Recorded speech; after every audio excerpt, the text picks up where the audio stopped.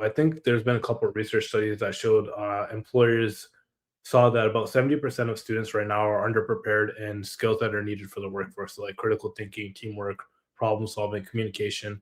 With AI, obviously, this gap is becoming a lot larger.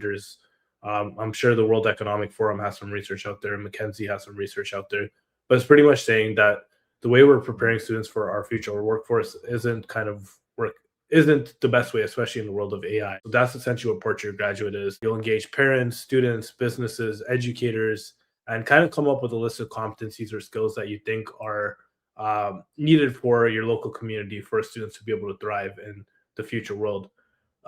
From there, they essentially start to train educators on how to actually implement these competencies, how they can relate to curriculum standards.